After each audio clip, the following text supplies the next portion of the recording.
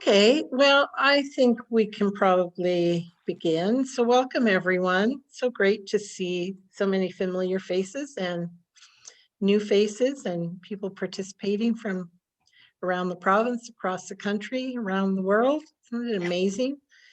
So I'm here. I'm Joanna Murat. I'm the Executive Director of the BC Touring Council, and I'm joining you today from the ancestral territories of the Sinixt, Ktunaxa, and Syilx people, and home to the Métis here in what we now know as Nelson, British Columbia, and the Kootenays. So we're in the southeast region of the province, and it is trying to be sunny. And with that, I will pass it. I'd like to thank Cheryl McGraw, who's here co-hosting today with the BC Touring Council, helping to put the meeting together and for all of communications. And I will pass over to Inga.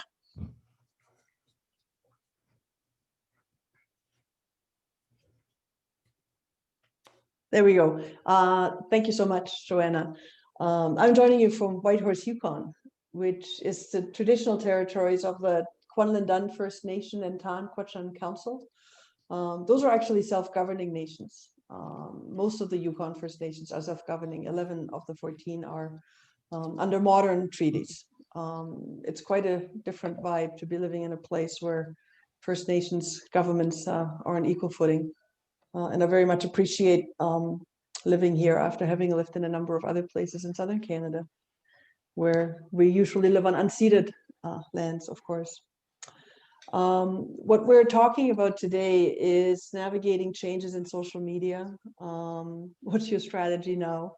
You probably have noticed that there's been a lot of change in the last year. Some of you may have not communicated as much as you would if life was, moving on in regular ways through this last year. If you haven't and you go to Facebook and you go to your Facebook for Business page, there's a lot of new functionality, a lot of new ways of dealing with Facebook. Similarly with Instagram and the integration between the two.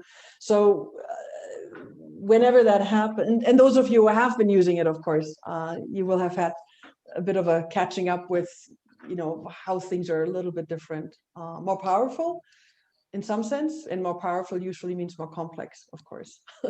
So it's always a double-edged sword to deal with that. What today's session is about is the first of four. So I'm going to be talking about it a little bit more from a, strategic standpoint. And a planning standpoint. The next two sessions in the next 2 weeks are going to be led by Brianna Doyle, who's a colleague joining us from Hudson, Quebec. And she'll be talking to us about content, how to make content that works happen. So that'll be a good connecting point. And then at the end of that, like I said earlier, sort of the fourth session is going to be measurement and evaluation. So how do we know that your efforts are translating into the kind of results that you're looking for? And how can you tweak sort of the things you do, the things you put out, the way that you're trying to build social relationships with audiences and potential audiences? The way I like to do this, it's really nice to see you all. It's great if you have your video on. If you want to turn your video off, feel free. That's, you're completely in charge there. It's useful to get questions or comments from you as we go throughout. So I'm known to speak in entire paragraphs. I can be hard to interrupt, but please do. If there's something I'm saying and you have a question about it, there's two ways that you can handle that. One is you simply unmute yourself and you chime in. I don't necessarily see everybody in the same view, so you can also raise your hand. There's a little raise your hand function, and I think Cheryl and Joanna might trying to keep a little bit of watch on the participant list, try to help me identify those. Or you can just use the chat. There we go. BC Council raised their hand. Exactly.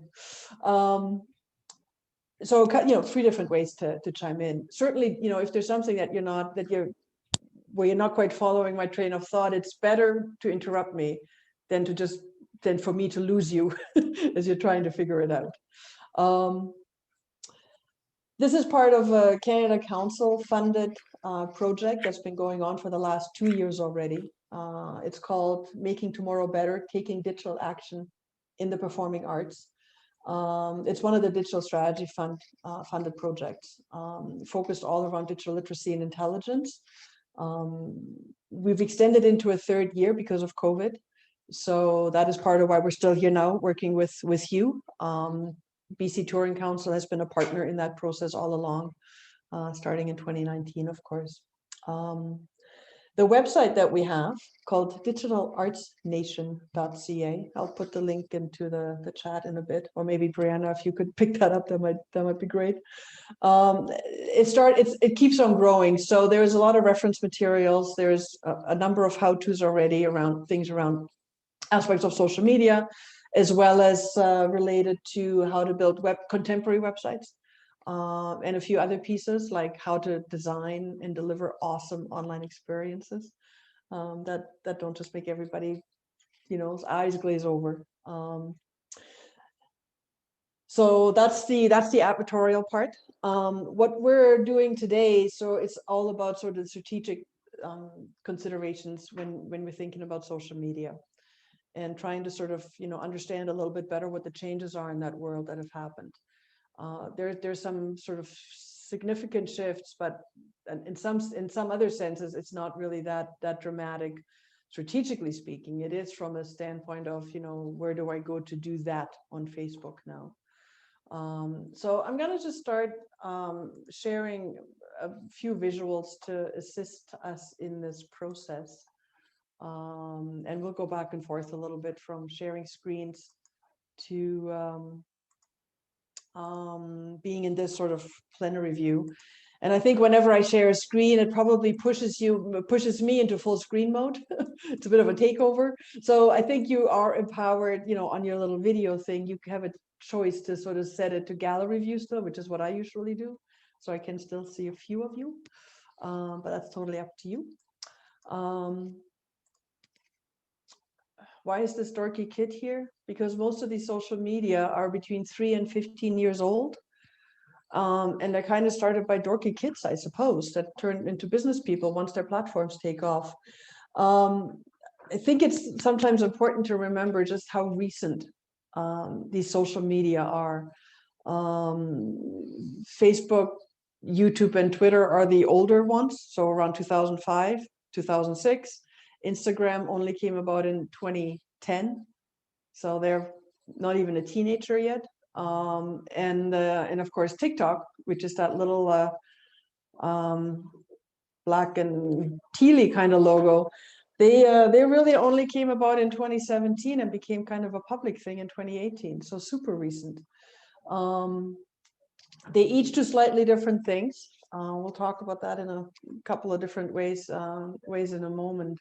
But because they're still young, they sort of behave like, toddlers moving into these growing up things, and they change a lot, right? It's not a static thing at all.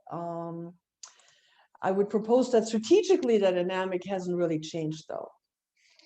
So even though everything feels a little bit new, what basically happens in social media is those companies, those platforms attract users and work really hard to retain them. That's the social media rabbit hole that we sometimes talk about. They do a lot of things to keep us on once we go there. Individual users, though, like you and I, not as people in business, we basically just care about those things as a way to connect with each other. We don't really think about the platform so much often. We just kind of think about, I'm going to say happy birthday to somebody, or I'm going to share this cool photo from something I just did. From a business standpoint or an organizational standpoint, what we're compelled to do is we're compelled to go where our audiences are. And so one of the things I like to say when I do this workshop is that I am not taking a moral standpoint on Facebook, Twitter, or any of them. It's strictly a marketing standpoint that says, how do I use these things for good? And how do I make decisions about them that support my business objectives? So ways to stay out of the rabbit hole. basically, and get sort of sucked into that. The way that social media companies make money is very simple, because businesses and organizations go to where your audiences are. They are able, the social media companies are able to extract revenue from you as an organization, arts organization. It works very similar in a lot of ways. It's exactly how the broadcast and print media work. They don't, we don't, when you subscribe to a newspaper, you don't actually pay for the content creation of what's in those newspapers. You pay a small portion of that. In the case of social media, the way that we pay is with our data. We make our data available to those folks. They can then use that to monetize, right? But really the advertisers are the ones that are financing those systems as well. So it's a very similar setup here. It also means that the interests lie in completely different places for those sort of three kind of players, right? The platforms have a different interest from the individual users, who have a different interest of being there from the organizations that are there. And that can be useful to remember, because it can change how we treat the kind of messaging that we put into social media. So why are we compelled to go here? So this is a slide that shows you global, we'll start with global monthly users for the sort of 5 main things that we think about today. Each of them has their own little theme. So YouTube is still all about broadcasting yourself. Facebook is about who you are. Twitter, it's about what's happening. Instagram has evolved a lot, but at heart, it's still selfie nation. Right? So each of them has a different genesis. Each of them started in a different place, and that actually affects a little bit both of how much they've grown, but it also affects a little bit of what kind of content you need to create, and how you use content. And the reason why people go to these different platforms should inform what you're putting on them as an organization, to try to capture the imagination of both current and potential future audiences. One of the things I wanted to point out with this chart is, you see those 3 time periods, 2012, 2018, 2021. That's the global number of users in millions. So it's 800 million for Google in 2012 versus 2 billion in 2021. And you see Facebook has even larger catchment. The rapid evolution of TikTok, the bottom one, out of China, they were only launched, like I say, in 2012. They became kind of more public in 2018. They grew out of nothing to over 1 billion in 3 years. It's one of the fastest growing platforms ever. So it's one of those examples where in this world, something takes off and it can really change what you need to pay attention to. Or conversely, sometimes the challenge, and Cheryl and I were just talking about at the start, sometimes the challenge is that it's a matter of, it's the shiny new object, and you might feel compelled to have to go there. But what I tend to propose is that take a strategic standpoint on that. Don't just go there because, but think about, what it is that you actually need to do. Now, these global numbers, of course, are compelling. They're not bad for teenagers, right? And toddlers in terms of the age of these platforms. What you make decisions based on, though, at the end of the day, is your Canadian numbers. So there's a couple of things I want to show you.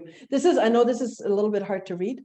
So the arrows are pointing to those 5 platforms we're discussing. The top one is YouTube, followed by Facebook. And the Canadian users between 16 and 64 years old are absolutely humongous. Canada has one of the highest rates of adoption of all social media, basically. So, you're getting into like 84% of 16 to 64 are using YouTube. 76% are using Facebook. 54% are using Instagram. Then Twitter is a little bit lower at 38. And then TikTok has come up really fast in Canada as well. So one of the things about TikTok, it's the one platform that is not owned by an American company. It's owned by Chinese owners. So many of its users, and the global numbers are in fact Chinese. About half of its users are still are in China, and that's not your market by and large, in terms of the presenting you do, even the digital presenting you do, if you do that. What you care about is the Canadian market. So those are fairly compelling numbers. You can see that TikTok is rising quickly, but it's certainly not anywhere near the level of any of the others quite yet. Will it get there? It might well. So that's where it's useful to try to understand Canadian users. And of course, you will have noticed that there's a lot of cross-posting that goes on of videos between Instagram and Facebook now, because they're owned by Facebook. So they've integrated a lot more. And you'll also have noticed that if you see a lot of videos now on Facebook or Instagram, they actually are TikTok videos that are getting reshared, right? So there's a lot of integration there. You're reaching audiences in a bunch of different ways by doing one thing in one place, but being able to reshare that, right? So there's a lot more openness right now to being able to do that, to being able to repost and repurpose sort of instantaneously. Any questions or comments so far, just on that basic discussion around, sort of what is the reach of these tools? I'm hoping this is helpful to keep us honest, right? About why we're doing the things we're doing. When you're in your individual sort of universe, whether you're in Nelson or Kelowna, or maybe you're in Wells, BC, or sort of really big and small places, there's a lot of tools inside some of these social media that help you understand what your local market use is. So up here in Whitehorse, we've got about 20,000 Facebook accounts. What that means is I can pretty much reach 85% of the Whitehorse market on Facebook. It's very compelling. And that makes sense because when you look at that global 3/4 of Canadians are using Facebook kind of number, right? That makes a lot of sense. But you may find that in your local arena, it's completely conceivable that one of the other tools is more dominant, right? So it's useful to pay attention to that, and to kind of look it up and make sure that you don't miss when other things start to rise rapidly. One of the things I want to briefly say about that is TikTok doesn't have a TikTok for business yet. Like Facebook didn't used to have that, and Instagram didn't used to have that. It was literally individuals, you and I, as individual people using a social platform.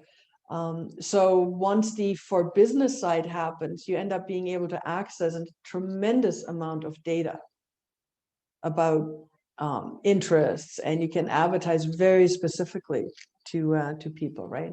So without that for business piece on TikTok, it doesn't give you that quite yet. So it has, it's much more organic still. You do cool stuff, you get likes, you get shares, you get some interaction, but you're not getting that level of service on the back end quite yet. I imagine that'll come, as it usually does when they start getting into the billions of numbers. All right. So far so good. I'm just going to take a look. Yeah, Colleen, do you want to briefly unmute yourself and just talk to that in terms of your experience around subscription sales? We have a just a minute, I gotta get rid of that. We have a subscription series where people buy 4 concerts for $100, and we thought we'd covered all our bases in reaching out to the people that we thought would come to this, buy a subscription, and we'd done all the various things. We put out pamphlets, and we'd put up posters, for God's sake, and we'd sat in the lobbies of other concerts and sold subscriptions, and we went to craft sales and had a booth. We went to markets and had a booth. We did a lot of stuff in the community. But then we asked a sponsor to set up a Facebook page for us. And we jumped from, I don't know, 125 to 178, something like that. It was big. It was a pretty big jump for us. We're still, I think we've dropped since then, but it was amazing what that did for us. And so, you know, but that's all we've got. We've got Facebook, period. Yeah. We haven't Oh, done that's- any of these others, so I don't And know. that's great. You know, one of the things I will never tell you is that you must be on social media. Yeah, Because there's a lot of things that you have to be good at when you go there, and you have to have time for it more than money in a way, right? But that's a compelling sort of use case, right? Where you say, well, and I see a real result in the real world from that effort somebody made. yeah, And it starts to change a little bit about how you might think about, you know, what kind of audiences do you reach with these different tools? yes. Yeah. And at what point does somebody get to yes? Like I might have seen your posters for the last 10 years, but that maybe didn't get them to yes, I'm buying, right? So that's interesting to sort of pay attention to, you know, what makes that happen. Yeah. Elaine, if you want to unmute yourself briefly. Yes, I posted in the chat. I wasn't sure if we should use chat, if I should raise my hand. So I'm just, excuse me. I'm just curious about LinkedIn. I know it's used for different reasons, but it is a business platform. I was just curious on your thoughts. I'm a new agency, and I am just getting ready to put together my strategy for social media. So I was just curious on your thoughts for LinkedIn. Agency as an artist agency? A talent representation. Perfect.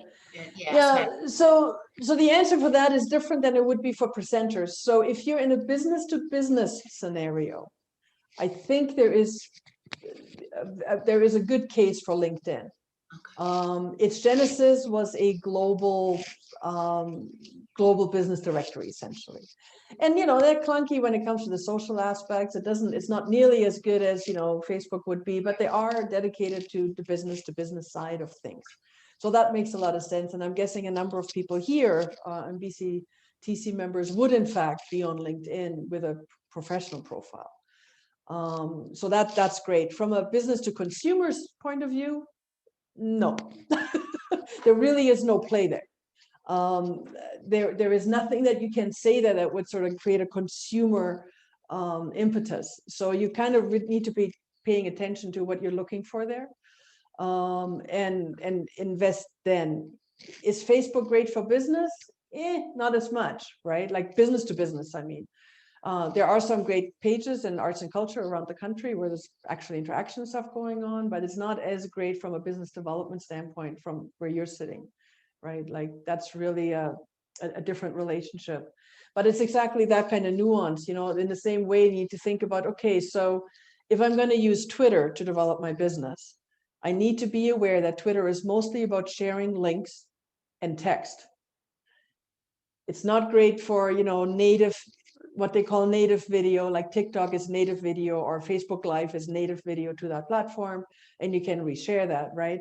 So each medium has its own logic about what it likes to see and what users like to see on it.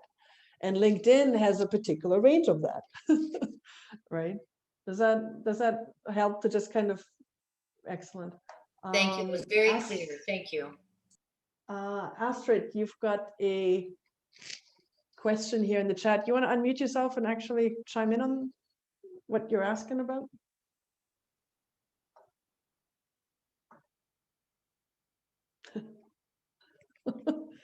Well, perhaps not. The question is about, they recently tried to share an opportunity for emerging artists, First Nations from the Museum of Anthropology. We received a message warning us about quote unquote discrimination.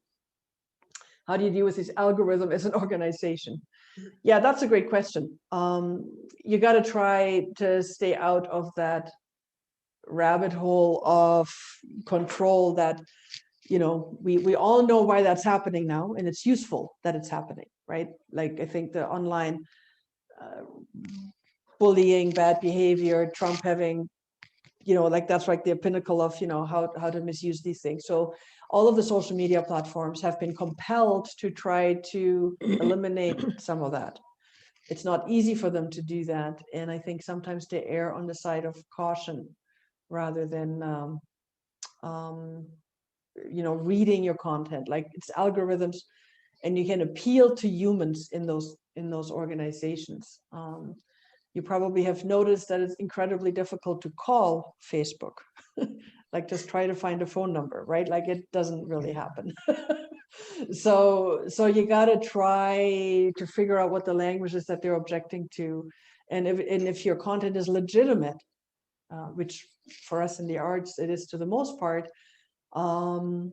then you really need to look at terminology and try to rise above that. It's not always easy. What you want to avoid is to get blacklisted and kicked off. That's your balance, right, Astrid? Right. Yeah. Thank you. No, we just really wanted to do well by our audience. Yeah. And it's become tougher for sure. And of course, in the arts, we sometimes have to say things that are controversial. But there is a real balance point now that it's in a different place than it used to when it was just a free for all. And I think we can all acknowledge the free for all wasn't probably a great idea, right? But now you really have to play with your words and with your concepts and sort of make sure you don't lose legitimacy. Inga, there was a question earlier from Valley asking, how do you move from Facebook personal to Facebook business? Great, What thank the you. process is. Yeah, so one of the things that is annoying to some of us is that in order to have a Facebook for business page, you must have a personal account. You can't actually set up just a business account. And then once you have a personal account, it's actually really quite straightforward to set up a Facebook for business page. What I'm going to do is I'm going to ask Brianna. Brianna, I know there's an easy way to do that. I don't have it set up to actually just show it, but if you by chance wanted to just kind of go to your spot, and in a moment we'll share your screen once you found it. Sure. I think it's quite straightforward, and I'm just going to continue on my train of thought here. What I actually would like to do is I would like to launch a poll right now, and maybe I can do that myself, just to get a bit of an idea of which social media networks you or your organization actually uses most effectively. You can select any and all out of that. It's not like you don't have to choose one. You can choose as many as you actually use. And there might be a scroll down a little bit for you as well. Just to get a bit of an idea of, how close your total usage might match the sort of the statistics of how many audience members are actually going there. That's going to be and I'll share that in a moment with you as well. Inga, do you want me to share my screen now? No, you can't. That'll kick the poll off. Oh, okay. No, that's fine. So just do it in a moment. Okay, sure. Yeah. Let me know when you're ready. Yeah, absolutely. Thank you. One of the things that is important is there's some strategic questions that I would propose you ask yourself when it comes to social media. And they are the following 3 questions. How necessary is it? What are the alternatives? And are you good at it?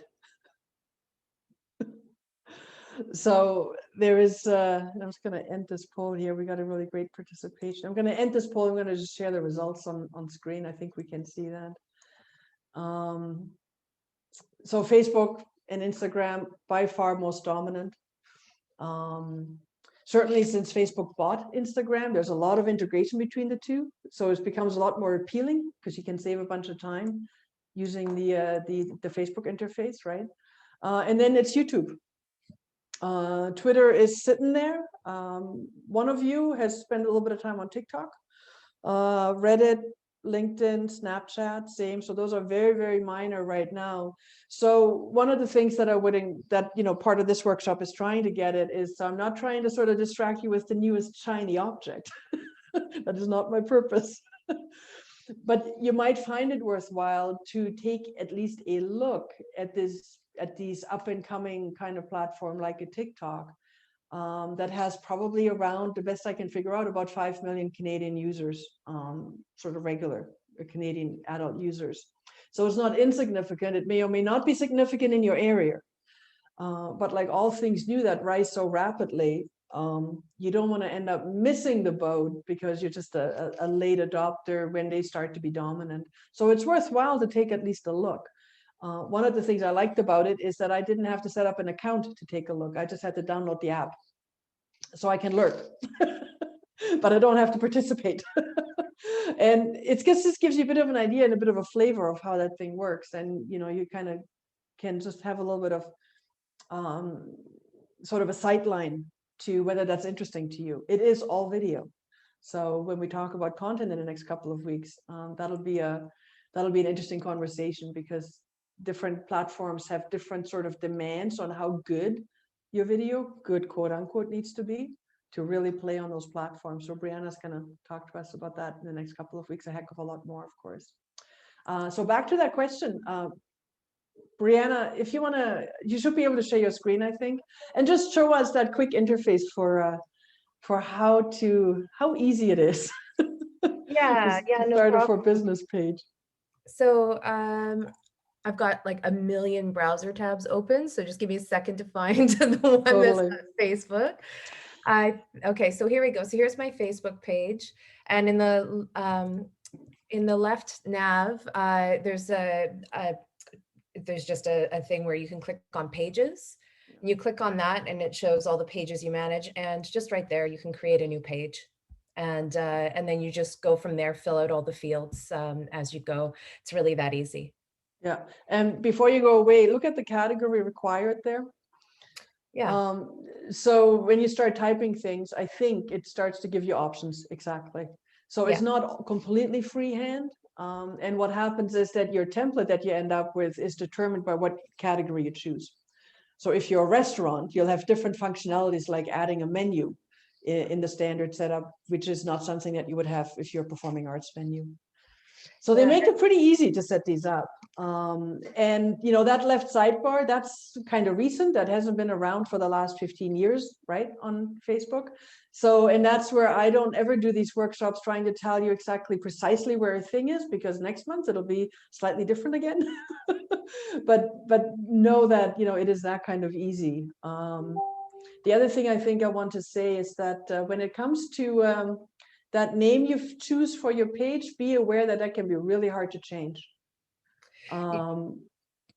There's two parts to it. There's the name you select as what's visible at the top of the page. That's not as hard to change, but when you select the URL for your page, and again, the rules on this keep changing too. It's I think you might have seen I've got 17 pages that I've created or managed in some way, and every single time I go to do something on Facebook, I swear I have to Google how to do it, and it's just because they're moving stuff around all the time. And so I just make it a practice. I always go back and double check if I'm doing something I didn't just do yesterday to make sure I know how to do it today. Thank you for that. Thanks, Brianna. Really appreciate that. And I think that's one of the things, you know, my wife keeps telling me that she feels really stupid using this, and she thinks it's her. And I keep saying, no, it's them. They keep changing things. It's not you. And then when you use it on the app, it actually doesn't have all the same functionality, right? So depending on how you use it in your interface, be aware of all that. There's a couple of comments here about TikTok. Basically what you're telling me, and you're right, is TikTok is an immature platform. Between data issues and monetization being available in some countries, but not all true. Those platforms evolve in their own logic. I'm not promoting any of them, but be aware that they exist, and be aware what the usership is rising for, and you choose whether you want to go take a look there. Because as I was pointing out, my strategic questions are really, really simple. Is it necessary? What are the alternatives? And are you good at it? So when you think about it in those ways, especially the is it necessary part, if you're already using 2 or 3 different social media, you are likely at capacity. In fact, you probably are above capacity for what you can do truly well. So it's important to pick and choose. It's important not to get sort of just suckered into it because it's a shiny new object, but to really think about that. And like I say, it's always a bit of a triage of, do I really need to learn something new? And at what point do you need to learn something new?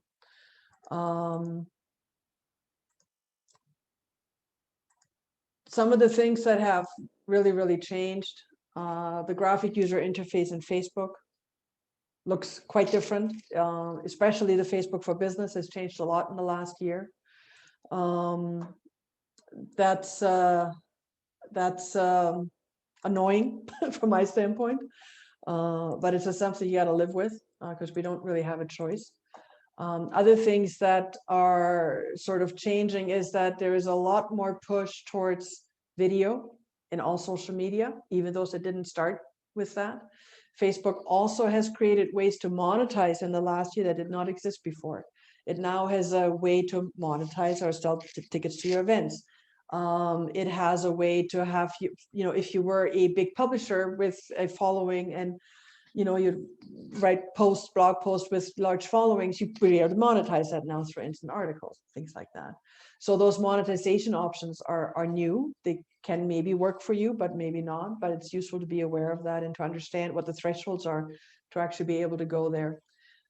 There's a lot more integration, obviously, with Instagram. Instagram for Business, Facebook for Business. They're literally integrated. You can actually post to Instagram from Facebook and all of that stuff. So the cross-posting stuff should save you time. Instagram also has been inviting much longer videos now. So hour-long videos, not just the 1-minute things. And interestingly, you may have noticed that the public doesn't necessarily see sort of the likes on Instagram posts anymore. So they really changed the algorithm. They changed what they care about on Instagram. On Facebook, that's still really that's still a dominant aspect of it, right? But so there are different logistics to these things. That monetizing your followers for your business page on Facebook is not necessarily an easy thing to do, because Facebook would like to make money. And as we said, you go where your audience is. Your audience is on Facebook. You're going to be compelled to boost your posts or to run campaigns. The last number I've seen in terms of what your organic generated traffic on Facebook might be where your followers see your organic posts, like you're just putting something up, it's down to 6%. And sometimes when they take off, that's great. Like if your timing was right and you start getting interaction really quickly, the algorithm advantages those posts, right? And it ends up showing up in news feeds more often. So those are things you want to be aware of, but not everybody treats that equally. Twitter, how do we feel about Twitter? So one of the things that sets Twitter apart is that it has probably the largest number of bots, not humans, that have accounts that are set up to do all kinds of strange and wonderful things in terms of retweeting and amplifying. So we all are familiar with the not healthy uses of that, for instance, in politics, where you can generate bots that amplify each other, and all of a sudden it appears there's a movement where there is none. We've seen that recently in other countries. So Twitter is a double-edged sword because there are still uses for good as well. It doesn't have that sort of massive usership. It never really got past 350 million globally, and it's around 7 or 8 million what they think is humans in Canada. But many of us have it because we got on it when it first rose, right? So that's the one where I keep saying, do you still really need to invest in that? And maybe you do, right? But it's always good to ask yourself that and to make sure that your local market is in fact using that, and just end up investing by rote because you're used to it. One of the things that was really nice about Twitter's changes is the character count. They used to squeeze it into a much lower number. Now it's 280 characters, so double of what it used to be. And that's a useful thing. And they've added a little bit of functionality to sort of add, to give people more control about likes and retweets and comments, which is also helpful. Again, part of that is to simply try to eliminate some of the bad social media attributes. And some of that is to simply have a more social interaction, right? You can now follow topics in a way that you couldn't before. So each of these things can actually really help you if you use it well. Hashtags are the primary way that you organize your Twitter conversations and your Instagram conversations, of course. So those are useful things to think about in terms of that as well, is to understand that when you organize a conversation, that is different from simply putting stuff up in your own feed. And hoping that the world will see it, right? So it's really those hashtags that are the way that you amplify it. How do you determine what your, Janet has a question here about how do you figure out what your local social media market is? Janet, anything you want to expand on there, or is that the complete question?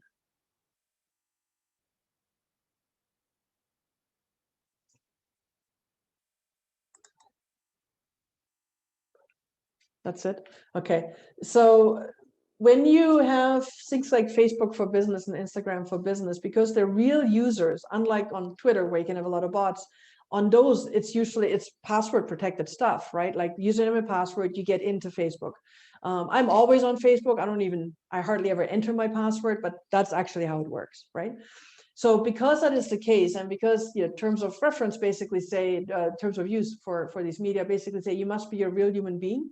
It actually tells you that you have to use your real name as well, but some people don't. What happens is all of my activities as a user are tracked by Facebook. And when you have a Facebook for Business page, for instance, and you want to boost your post, one of the functions it shows you is you get to define your audience. So typically you would define your audience starting with your geography. I'm not sure where you're located in BC, but you would maybe say 50 kilometers around my location. If you're in a really rural place, you might have a much larger catchment. If you're in the Lower Mainland, you might have a much smaller geographic catchment, right? But you target your ad by geography to start with, and then depending on the size of your market, by interest. Are people interested in performing arts? Are they interested in music? Are they interested in theater? And you can sort of reduce sort of your audience down to the niche audience you're really targeting. And that's done in the Facebook ad engine, basically. It's very friendly to use. Basically, you pay attention to every field that it shows you. And it shows up like if you have a Facebook for Business page, not if you do. If you don't have that, you don't get that level of functionality. You can create ads, however. Like you can always access the ad utility, but you can't, it has all the same functionality to it. So you can still create an ad that drives to your event on Eventbrite, or that drives to your event on Facebook for that matter. Because you had created an event as part of your personal account, you can do all of that. But you're not going to get sort of the backend reporting is a little bit different. Anyways, but within that ad engine, the first thing you do is define your audience, right? And like I say, it's very transparently organized in terms of where they're located. Geography is really, really important. I've made the mistake once or twice doing some marketing out of Whitehorse, where all of a sudden I posted something using and I wasn't paying enough attention. The next thing I know, I burned through my $10 in 3 seconds because all of Canada was my market. Oops. So you fix that really quickly. But you got to just pay attention to it, right? And it allows you to set up a standard audience for you. So if you have basically the same audience you use over and over and over, you don't have to keep recreating that from scratch. It actually saves that for you. So it's kind of a nice, it's really meant to be friendly, and Facebook is interested in making sure that you spend money with it. So they make it quite easy. Can you see the hands up?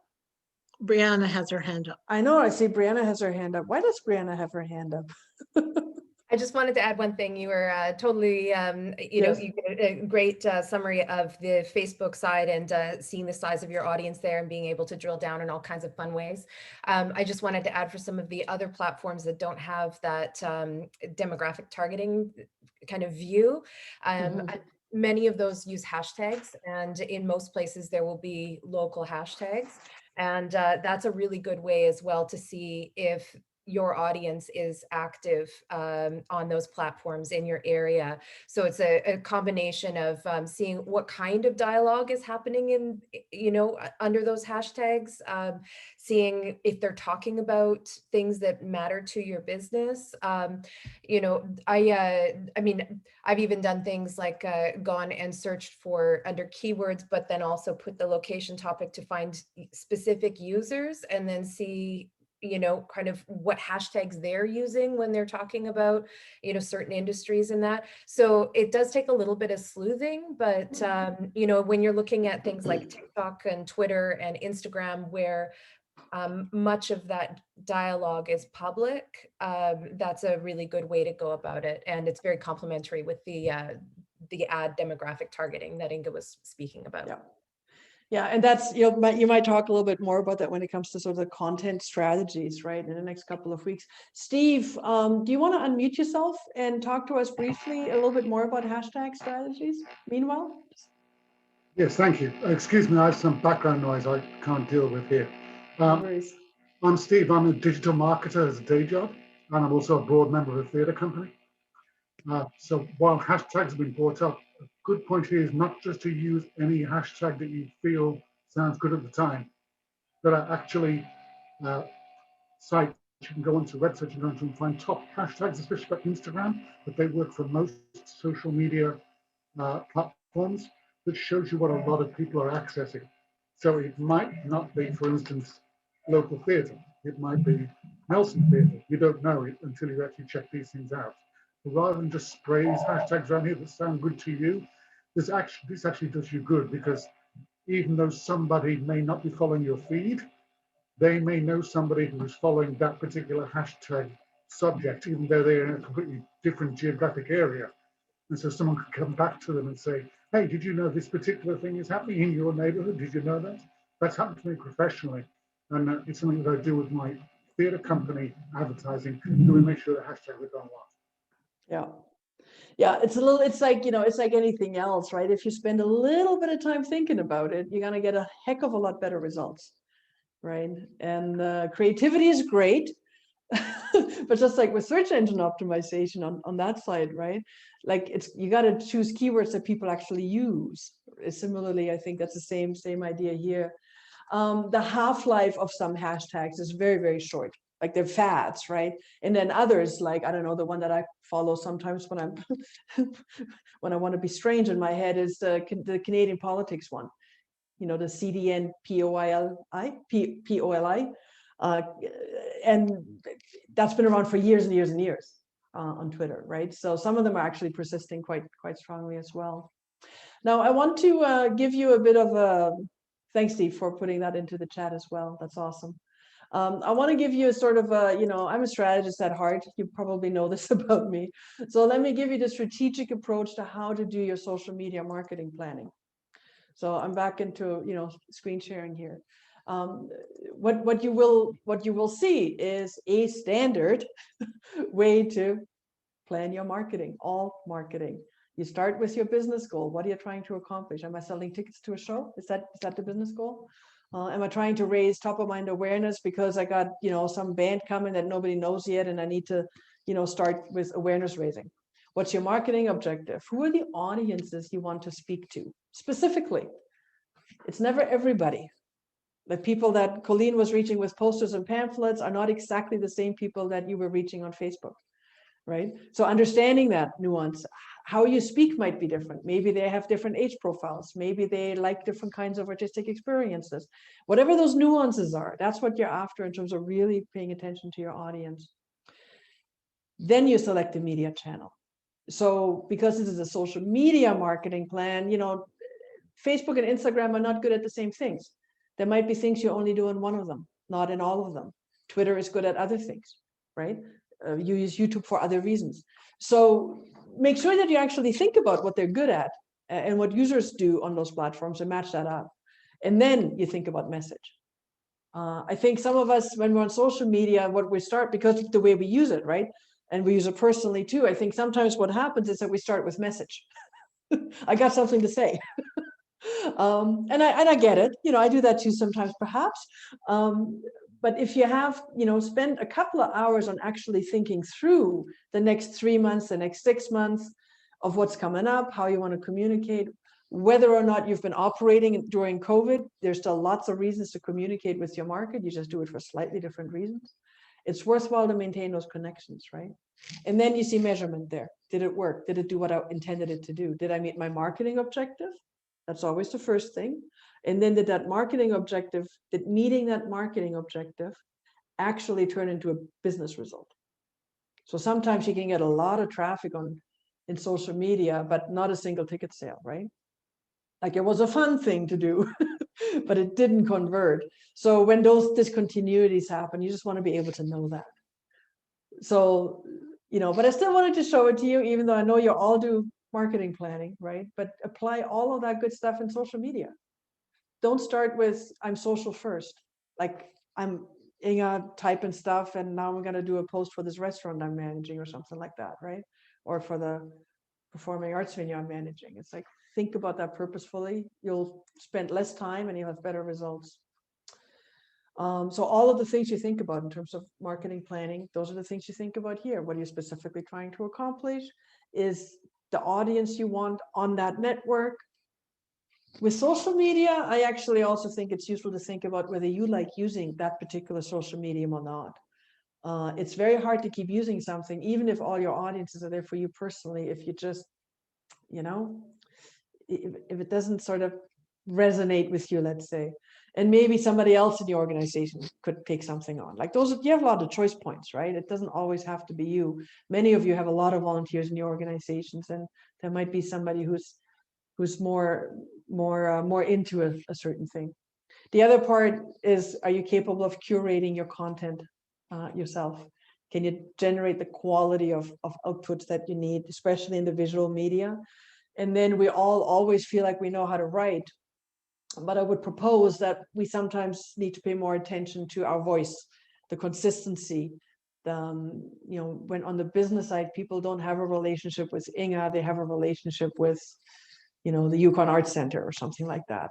And the Yukon Arts Center should be consistent and coherent.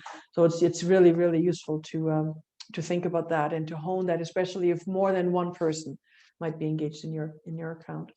Now, the last thing I want to say is with social media, it's not about money that you're investing as much as it's time sometimes.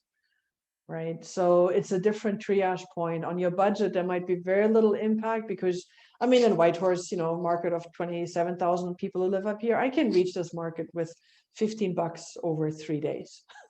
It's not a big layout. But it takes me more than, 15 minutes to accomplish that. So the more taxing investment is in fact my time. And that's very different from other, like the broadcast and print media, where you can rerun that same ad 50 million times. It has no impact on your time once you've created it. So this is quite different. So you want to, so I always make sure that people actually pay attention to that side of it.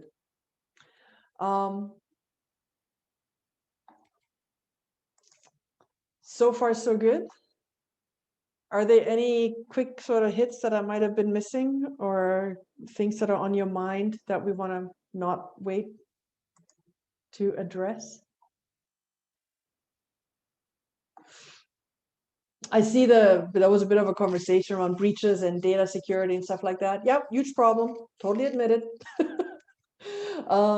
Is that something that should get fixed? Absolutely. Am I in charge of it? Nope. Right. So I think if you're concerned about something, be concerned. Understand the decisions you're making. It's completely appropriate for you not to do things in social media, like it is in anywhere else in the world. I also like to point out that the one thing that I'm guessing we all probably do, which is we give an incredible amount of data away, not just on social media, but every time you shop with plastic. Marketers love that we do this. Every time I go to the grocery store, a marketer can, knows exactly what I did. So be aware that if you're truly concerned about privacy, you got to stop shopping with plastic. Right. And sometimes we don't even think about that. We don't, because it's so normal to Canadians. We've adopted that like crazy, just like we have with social media. So be aware that, that we might actually apply really different values and standards to how I feel about Facebook or Twitter while in my day-to-day life. In fact, I keep giving away all my data on actual purchases, not just behavior. So it's a big topic. It's a huge problem area. And like I say, this is not an ethics workshop, right? I want to be very clear on that. I try to figure out how to use these things for good, and we're in the arts, so we're not usually doing really strange things. Colleen. Do you have just a poll or something that tells what age group of people are using the various platforms? Yeah, the chart I showed you earlier was 16 to 64-year-olds. So for some of you, you know, a huge part of your audience might be older than 64. They weren't quite accounted for. I can tell you that once there used to be this notion that young people are on social media. That's all bullshit. We all are here. When you have, you know, 75, 80%, you know, reach in Canada, then age groups are not significant anymore, because that's just too much of the population. There is a rule on Facebook that under 13 is not supposed to have accounts. We know they do, they just have to fake their age. And in the ad engine, they don't go like it's 65 plus. They don't actually give you nuance after 65. They will change that soon because more of us are going to live to be 80, 90, and 100. So there's going to be more people in the upper echelons. And for some, depending on exactly what artistic practice you're in, that upper echelon is actually significant to you. And they're not a short-term market. You're going to have a 65-year-old today as in your audience for 20 years, right? We can expect that now. That wasn't the case in the 70s, where there were hardly any people in Canada over 65. So the demographics have really changed. Yeah. If you need nuance there, the best place is I can tell you exactly how many 22-year-olds are on Facebook, have Facebook accounts in Whitehorse. You get the age parameters in the ad engine as well, not just geography and the kind of interest they have, right? So it's very transparent. You can actually target that. Do some people lie about their age? Of course they do. But by and large, we actually seem to be quite honest about it because we like to get the proper happy birthdays. There's incentive, right? Yeah. Like it's kind of ingenious. Maybe it's evil. I'm not sure, but that is part of how it works, right? Okay. Quick answer to what is safer for plastics: cash. Cash is not traceable, which is why we don't do it. Cash is cumbersome, right? And then COVID made all kinds of other craziness happen around the use of cash. Anyway, but you can see why, you know, why we make all kinds of compromises in terms of our personal private data all the time, because it's actually more convenient. So, but that's your quick answer on that sidebar of mine. So the last thing that I want to make sure we have some good amount of time on is algorithms. And we started talking a little bit about what algorithms do, but I wanted to just talk a little bit about that, because I think it's actually significant to try to get our heads around that a little bit. Again, this is not your, you know, Facebook 101. How do I set up an account? How do I set up an ad? This is more about how do I think about my content, and how is my content being used and served up to my potential followers or audience? And are there some things that you can do to enhance that? So I'm going to share my screen again. And so all of this stuff that you're about to see, you're going to have that, you know, we're going to make the PowerPoint available to you as part of the recording and all of that, right? So don't get too distracted in some of the details. You are going to be able to see them. Let me just find my screen share. Here we are. All of these algorithms favor slightly different things. So it gets a little bit arcane, but it's worthwhile paying attention to. The most important things that Facebook now cares about. And did I mention these things change? They do. So, you know, this is not truth for eternity. This is what it is this very moment. Be aware of that. Who a user typically interacts with has a heck of a lot to do with what kind of stuff you see in your newsfeed. I have over 700 Facebook friends. I probably see maybe 50 or 60 people's stuff, unless I go to those other friends' pages and I like something or other, in which case they'll start to show up in my feed, right? Or if enough of my friends are starting to interact with one of their other people's, then it might show up in my feed. So who you interact with is really important. And then the type of media. Is there video? Are there links? Are there images? They get really favored. If it's just a text thing, you know that it's really hard to generate traction unless you're some kind of brilliant. really it's the image assets, the visual assets that really are driven upwards by Facebook, and then popularity. So I have a bad habit. I'm a night owl. I will post things at 2 a.m. And you learn very quickly that only makes sense if you're going to boost it come morning. If you're just doing that as an organic post, because there aren't many people online that time of day, that time of night, my day, your night, what's going to happen is that you don't get a lot of likes to start with. And then the thing doesn't have the popularity it needs by morning to actually rise in people's news feeds. So you're better off to post when people are online. This is where scheduling is really handy. I can use Hootsuite or Later or any of those social media management tools, and I can schedule a whole bunch of posts coming up, right? So it no longer relies on when Inga is awake so much, but it's much more about when is your audience actually there? And paying attention to that has huge impact in terms of what Facebook does with your posts. So that's something to keep mindful of. And just back to how these things keep changing. The newsfeed algorithm, has evolved a lot, and the functionality that gives users, like the end users, your target audience, more and more tools to get rid of you is part of that. Like you may remember ad blockers for websites, right? Because ads were kind of interfering with your experience, so somebody built an ad blocker. Well, some of those type of functionalities, of course, are creeping in here too, because Facebook primarily needs to retain the eyeballs it generates, so don't annoy its end users, right? And so finding those sweet spots for you is really what that's about. So what does that mean in terms of generating high engagement, which is quite typically a goal in social media? We want engagement. I don't want broadcast. It's not a one-way broadcasting out. It's a relationship that we're trying to get to, and that requires engagement. A lot of that has to do with recency.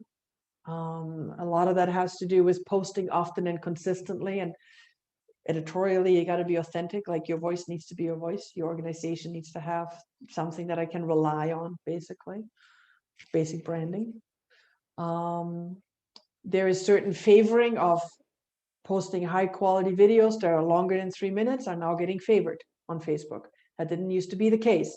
So when those little things happen, you got to pay attention to that, because you might have gotten really good at the short video and that might have delivered a bunch of stuff. But you may notice, if you look at your statistics on your Facebook for Business statistics, that somehow that usage is shifting. When that happens, you might need to go back and look at that the algorithms start changing. Is it favoring something else now, right? So that's where those pieces are kind of annoying as it is, but they're kind of useful to pay attention to. I had a source on one of my slides for this algorithm stuff, which I think it's Hootsuite that I use often. Hootsuite is an aggregator out of Vancouver, a social media dashboard, social media marketing management tool, I should say. There's a whole bunch of these. Use whichever one makes sense to you. As an aside, one of the benefits of using them is that you don't end up in the rabbit hole of the social media, because the interface is totally different. That can actually help you to keep to work as opposed to getting suckered into the personal. There are ways to leverage Facebook groups. Groups don't have the functionality of your page, and groups can be really hard to seed unless you have a natural topic and a natural community around it. Like you can't just make them happen out of nothing. And yes, you need some kind of a critical mass for conversations to actually happen in a group. I find that they can be a lot more work than they're worth. Like you may not be able to deliver a heck of a lot more than you do with your page, being able to push yourself into people's news feeds, right? But if you by chance have a dedicated or really active community, that is something you can also think about. I'm on a bunch of Facebook groups in arts and culture around the country, like big national things, and some of them have like 200 members and no conversation. We basically use them for advertising to each other, and others are actually quite active and topical, and there's some interesting things and conversations and connections that happen. The last item on my note here is empower your brand ambassadors. So again, it's hard to ask people to repost stuff that you do from a business standpoint, but it's not unhelpful to ask them just in case, right? employees or your volunteers or your board members, or they can in fact amplify. And if they like stuff that you post, that will show up more in other people's news feeds, right? So it is useful. Not anything you can force on people for obvious reasons. But nonetheless, I always think that asking, at least raising awareness, is not unhelpful. So far, so good. So I'm kind of running through this a little bit. I understand that I'm running through this a little bit, right? My purpose is not for us to understand the intricacies of every last item. A big part of what I'm looking for is to understand that, when you make inadvertent choices like I do when I post at 2 a.m, that you understand that they have real meaning, they have real impact. If you want to get something out quickly and you're just doing a text only thing, be aware that that might not be getting out really in the way that you need it to. So take the time to find a good image, take the time, like it might be an extra 5 or 10 minutes in that moment, but it's well worth it because the impact it has is going to be closer to your intentions, right? It's more like at that level that I'm really trying to sort of raise our collective awareness around that. One of the things that that Instagram did recently, Facebook did that a long time ago, which is to no longer show us a chronological feed. Still drives me crazy. I'm old school, I know. But it means that, if it's not chronological, then all these other things matter a heck of a lot more. So the relationship aspects. In Instagram, we're now looking at that. It's, have I DM'd, direct message that person or that company? What are we tagging each other and stuff? How frequently are leaving comments? Well, that's really important in Instagram. If users are interacting with certain kinds of content more often, Instagram will show them that same kind of content more often. So if part of your audience is really into video and you're not, you have two choices. You either learn to love video and to get good at it, or be aware that that platform just can't deliver what you're looking for as effectively. So then you have to triage. Is that really still the right place for me? Or am I better off on Facebook, where I still have other opportunities and that there are other tools, right? Or maybe you're really just a wordy person that needs to use Twitter, and you have, again, like a triage your market. You never reach 100% anyhow. It's like, which portion do you reach is the question, right? So it's okay, right, to make those choices, but be aware of the implications strategically. And same thing around post when the audience is online, so you get that immediate interaction stuff happening, and it stays, they have a higher chance of it staying in the feed. Instagram also really, so some of the tips for Instagram are posting consistently is very rewarded. Doesn't have to be daily, but if you have a consistent, reliable schedule, they will start rewarding you for that. Again, having a scheduling tool, using a social media calendar, doing pre-work, all good ideas, because we all get busy and then you miss your date or you miss your moment, right? You kind of go like, you don't have to, you have tools for that. Watch your analytics closely. They give you a lot of data back. We'll pay a little bit of attention in 3 weeks about what you might need to look at and how. They also drown you in data, of course, like there's too many pieces of information to make sense out of it. So you need to, sort of figure out what is important and pay attention to that, but that'll be another 1.5 hours in 3 weeks. Remix, reuse, repost your top performing content. That stuff's actually rewarded. Turning videos into GIFs, or stills, or like all of that. So it's not always about brand new content, which is very hard to generate, but that repurposing is actually useful. You already know there was an audience for that. Then you give them something else to share. You kind of play with it a little bit. You see where your market, your particular geography falls on some of that. If you get good traction, do more. If that's a nice idea, but it doesn't really work where you are so much, let it go. That's okay. We have to learn to say no to things as much as we need to say yes to the right things, right? Their Instagram influencer, is that the word we use? Yeah, influencer marketing, that's what we call that. Big, huge to do on Instagram. Wasn't really a Facebook thing. But on Instagram, that is still a huge thing. There's tons of celebrities and they love to amplify for money. Nothing wrong with that. right? They usually do it on brand for them. So if you follow certain people, you're gonna get a certain range of stuff, right? You can do that on a small scale too. You can, reward people through amplifying them, not because you give them money, but amplifying the stuff that they're doing, right? So they're very symbiotic relationships sometimes, not a bad thing. It's akin to inserting yourself into conversations, perhaps. And that relationship focus, it's no longer just about how many likes does that post get on Instagram, because nobody else can really see that anymore, right? It's much more about the quality of the actual interaction, the comments, the, hearts back or angry faces or whatever it is, and that level of engagement. And Twitter has a lot of new stuff. It's nothing as fun as any of the other two that we just mentioned.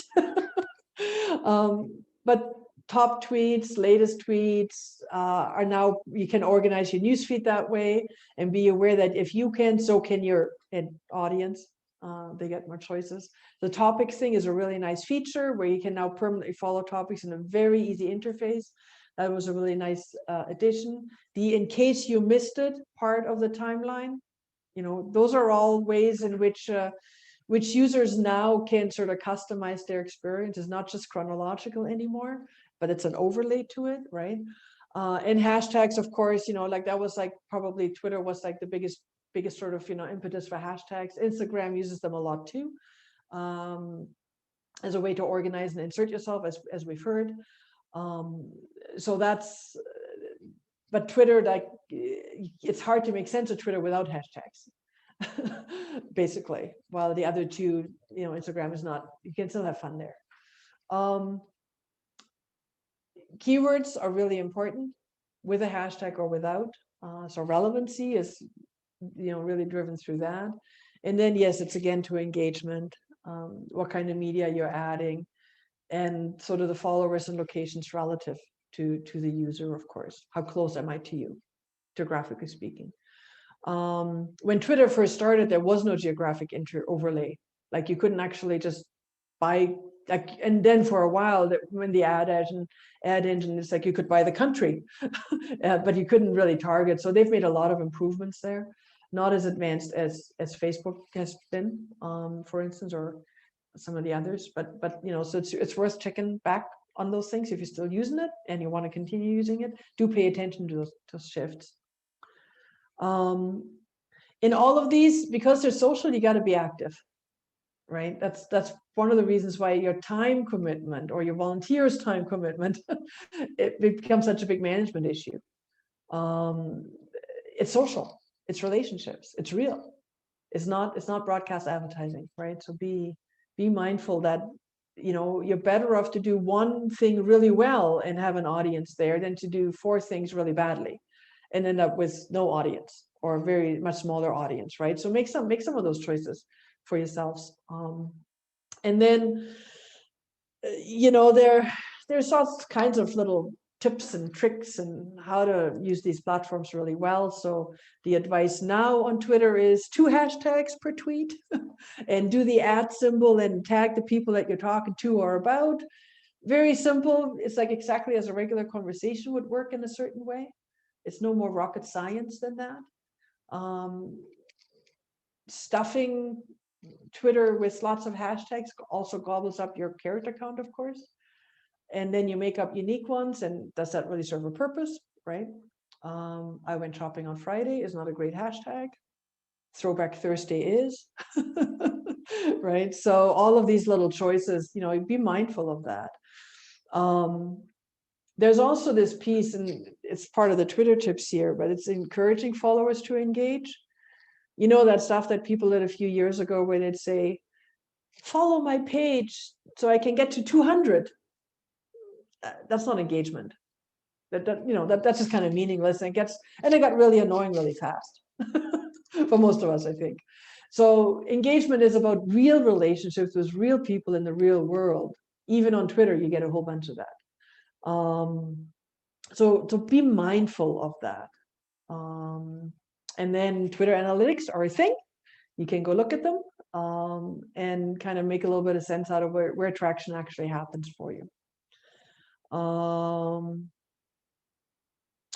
So that is most of what I wanted to share about that. I'm not going to dwell on this TikTok thing anymore, but I wanted to just point out one thing, because we're talking about algorithms. Its algorithms work quite differently. It actually favors older content. It's sort of this topical relationship you have. You pick a bunch of topics you want to get videos about. So it's quite a different thing, and older content can actually rise much more easily as a result of that. So where relationship and recency isn't really the dominant drivers in the same way. So that's something to sort of be mindful of, is that when you understand how one social media works, doesn't mean that you know how they all work. It just means that you're better equipped to ask the right questions about how they work. I think that's probably a more useful way to frame that. I think I just saw a question pop up in the chat. Let me just, Mandy, do you want to briefly talk to that, Mandy?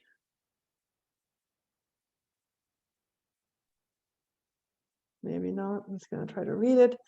COVID safe live streaming shows via a multicast platform. Does the reach or engagement follow the algorithm as if you were live streaming to the platforms individually?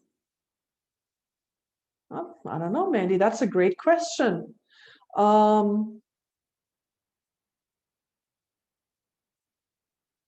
I don't have an answer for that. I have an assumption about it that immediately showed up in my head, but I actually don't know. So I don't know, Brianna or Steve, if either one of you know an answer to that question. It's basically saying, if I'm streaming to YouTube, or if I'm doing a Zoom stream, but I'm repurposing on YouTube and Facebook and 5 other custom things, does that restream on Facebook and YouTube get treated as a native Facebook or YouTube stream, or is there a benefit or not? I honestly don't know. I think that it's still very early. I was doing a bit of quick Googling in the background to see if there was some obvious answer there.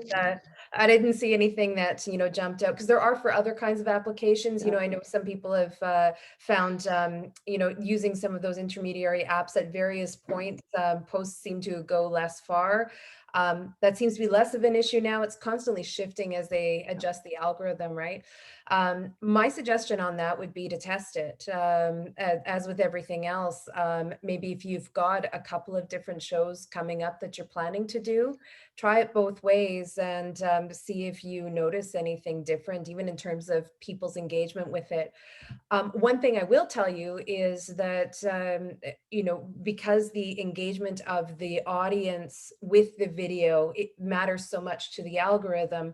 If you have somebody who is priming that on that platform, they're engaging with people, liking comments, asking questions, posting, etc., then that will have a beneficial effect. And that is something I could definitely see being a negative if your person is at the control booth at that 10,000-foot view and isn't necessarily engaging in that intimate way with the audience. Mm-hmm.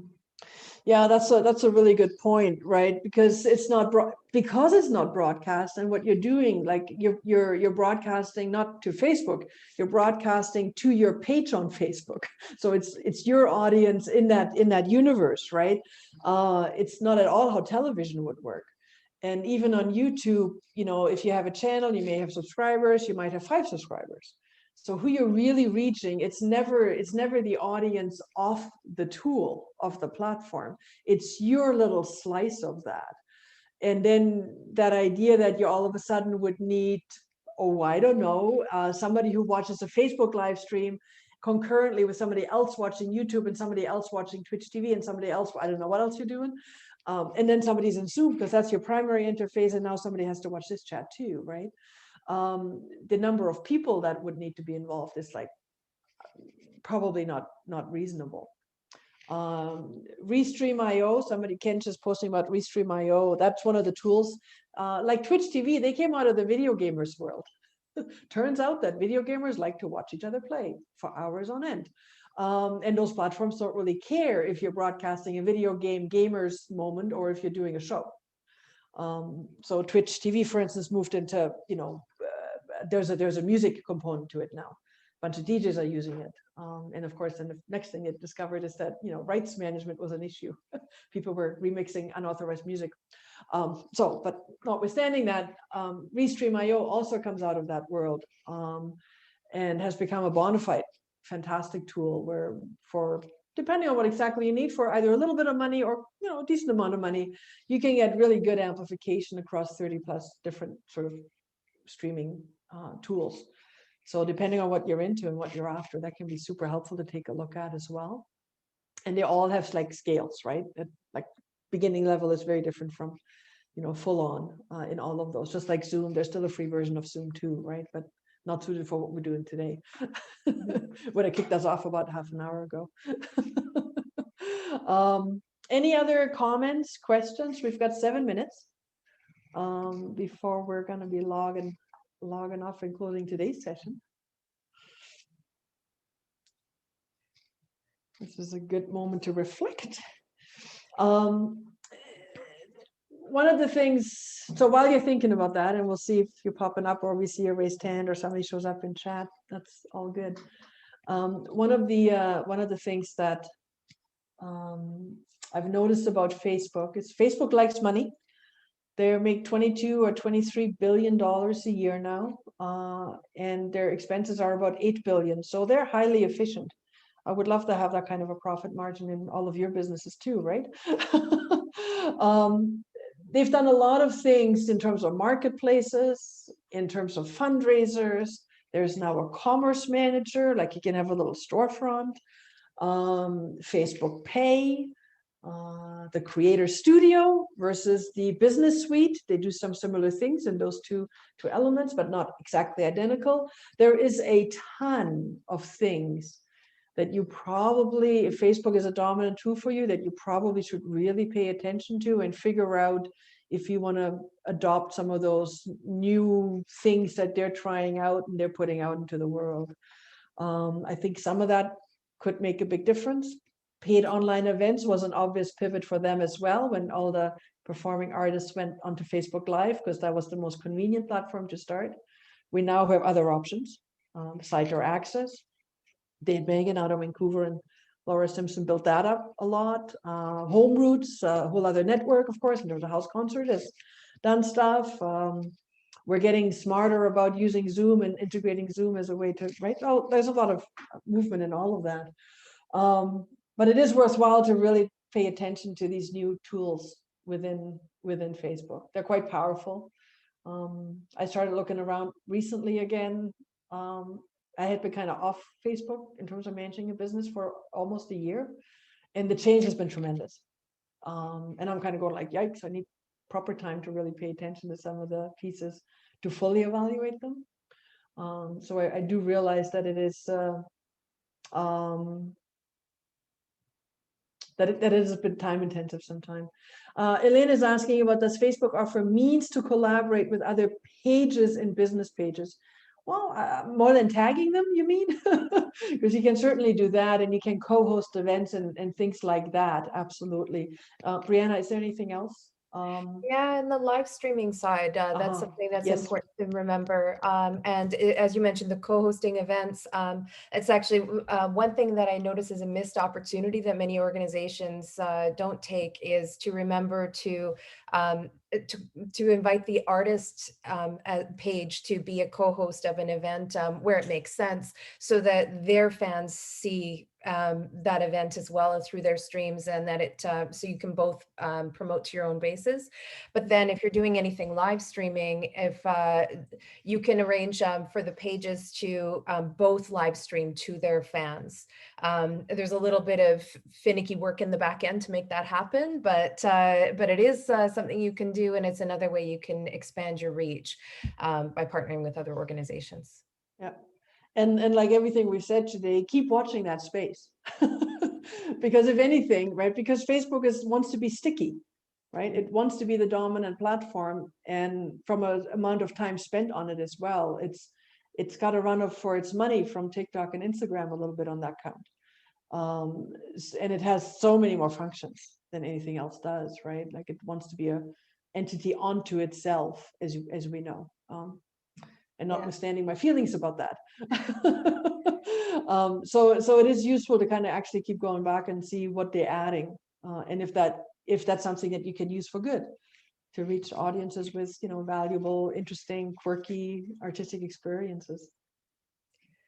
Yeah, another thing that comes to mind is if you are hosting a group. So if you have a group associated with your page, other pages can be co-hosts of that group, but also your page can join groups of interest. You have to be careful with it because, as Inga mentioned, groups where it becomes everybody just talking about their latest offer become very boring very quickly, even if the offers are within, the area of interest. But there can be some powerful ways to spread the load of nurturing a community as well. If you have a like-minded organization who is willing to help step up and help co-moderate a group. Mhm. All right, so we're 2 minutes from our time together. I really appreciate you hanging out. I really appreciate the conversation, the chat too, and a bit of information sharing amongst everybody. It's quite obvious, you've been around for a long time. You have a lot of expertise, and being able to exchange that, through a workshop, but also with each other, I think is invaluable. I know Joanna and BCTC have done a lot, certainly in the last year, convening and having conversations, and keeping everybody really well connected, which is awesome. But I think we're at our close. Joanna, do you have any other things that we need to cover before we say goodbye to everybody and respect their time? I just want to thank you, Inga. It was a great, and Brianna and everybody else, everyone who is here today and contributing. Thank you for your participation, your expertise, and for sharing. And Cheryl, thank you for all your work in communication and setting this up for us today. And remind people that we have 3 more sessions, and the sign up is available to continue. And next week we'll be meeting with Brianna, and the subject is Content, and content. there you go. So Yeah. that'll be quite a different deep dive, right? So I'm kind of staying up here a little bit. Obviously, we're touching on content, but you're going to get a lot more in sort of part 1 and part 2. And Brianna's background is super well suited to this. Amongst many things, she's got a journalism bit. She's got, sort of long history of social media marketing and spending time at ad agencies, big ad agencies, running campaigns and whatnot. So there's a lot that you'll get the benefit from there. Cheryl, can you tell me, is it the same link for all 4 weeks? Yes, we're going to use the same Learning Lab Zoom link. So if you're coming to the next 3, then you can use the same link. Awesome. Inga, there were a couple of people who wanted confirmation that the slide deck will be sent through following the presentation. Yeah, I'll send that off to Joanna and Cheryl right after. And it'll just be a PDF file, and you can share that as you wish. Absolutely. Great. Absolutely. Always. Awesome. Well, thank you so much. This was a lot of fun. It's good to see everybody. Have a fantastic rest of your day. And thank you so much, Joanna and Cheryl, for making all these good things happen. See you all again soon. Bye-bye. All right. Take good care.